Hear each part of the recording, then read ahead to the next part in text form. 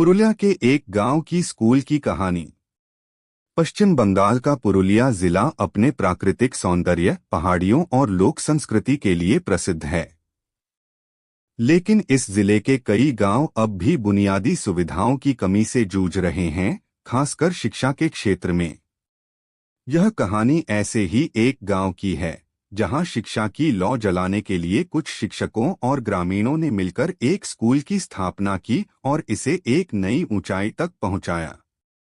गांव का परिचय। यह गांव पुरुलिया जिले के दूरदराज के इलाकों में बसा हुआ है। यहां तक पहुंचने के लिए कच्चे रास्तों से होकर गुजरना पड़ता है।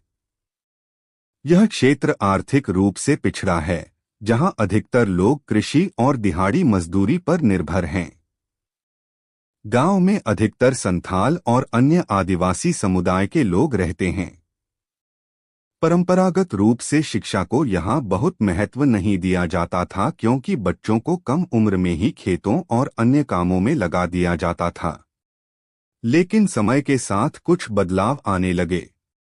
कुछ ग्रामीणों को एहसास हुआ कि शिक्षा ही उनके बच्चों का भविष्य सुधार सकती है। इसी सोच ने गांव में एक छोटे से स्कूल की नींव रखी। स्कूल की स्थापना। यह कहानी लगभग 20 साल पुरानी है। गांव में कोई प्राथमिक स्कूल नहीं था और बच्चों को पढ़ने के लिए 5 से 6 किलोमीटर दूर जाना पड़ता था। ज्यादातर बच्चे इतनी दूर जाने में असमर्थ थे, खासकर लड़कियां। गांव के एक बुजुर्ग माधव ठाकुर, जो खुद ज्यादा पढ़े लिखे नहीं थे लेकिन शिक्षा का महत्व समझते थे, उन्होंने गांव के कुछ और लोगों से मिलकर यह तय किया कि वे अपने गांव में ही एक स्कूल बनाएंगे। लेकिन इसके लिए न तो पैसा था, न ही सरकारी मदद। तब गांव के ही कुछ शिक्षित युवा, जैसे शुभेंदु बाबू और अनीता दीदी, ने मिलकर गांव के बीच में एक पुराना टूटा फूटा गोदाम स्कूल के रूप में इस्तेमाल करना शुरू किया। संघर्ष और चुनौतियां। शुरुआती दिनों में यह स्कूल सिर्फ 4 दीवारों और एक छप्पर के नीचे चलता था। न कोई कक्षाएं थीं, न ही बैठने की व्यवस्था। बच्चे जमीन पर बैठते और मिट्टी पर ही लिखना सीखते। गांव के कुछ पढ़े लिखे युवाओं ने स्वेच्छा से बच्चों को पढ़ाना शुरू किया। सबसे बड़ी चुनौती थी अभिभावकों को समझाना कि शिक्षा उनके बच्चों के लिए कितनी जरूरी है। कई माता पिता को लगता था कि पढ़ाई बेकार है और उनके बच्चे मजदूरी कर ज्यादा अच्छा कमा सकते हैं। लेकिन शिक्षकों ने घर घर जाकर लोगों को समझाया। वे बताते कि शिक्षा से उनका भविष्य बेहतर हो सकता है और वे अपने अधिकारों को जान पाएंगे। सरकारी मदद और नई शुरुआत। लगभग 5 साल तक स्कूल ग्रामीणों के सहयोग से चलता रहा। धीरे धीरे इसकी खबर स्थानीय प्रशासन तक पहुंची और सरकार ने मदद देना शुरू किया। गांव के प्रधान ने शिक्षा विभाग से संपर्क किया और अंततः स्कूल को आधिकारिक मान्यता मिल गई। सरकार ने यहां एक पक्की इमारत बनवाई, ब्लैकबोर्ड, बेंच और किताबें उपलब्ध कराईं।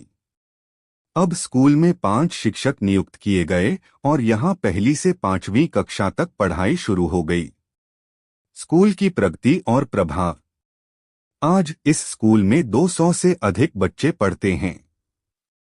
खास बात यह है कि अब लड़कियां भी उतनी ही संख्या में स्कूल आ रही हैं जितने लड़के। पहले जहां गांव की लड़कियां कम उम्र में ही शादी के लिए मजबूर होती थीं, अब वे भी पढ़ाई के बाद अपने करियर के सपने देख रही हैं। स्कूल में मिड डे मील योजना शुरू होने के बाद गरीब परिवारों के बच्चे भी नियमित रूप से आने लगे। उन्हें अब दोपहर का भोजन मिलता है, जिससे कुपोषण भी कम हुआ। स्कूल के कई छात्र अब उच्च शिक्षा के लिए जिले के कॉलेजों में जा रहे हैं। कुछ ने सरकारी परीक्षाएं पास करके नौकरियां भी हासिल की हैं। गांव के लिए एक प्रेरणा। यह स्कूल अब पूरे जिले के लिए एक मिसाल बन चुका है। अन्य गांवों ने भी इससे प्रेरणा लेकर अपने यहां शिक्षा को बढ़ावा देना शुरू किया है। इस स्कूल की कहानी यह बताती है कि अगर लोग खुद आगे आकर बदलाव लाने की कोशिश करें तो कुछ भी असंभव नहीं है।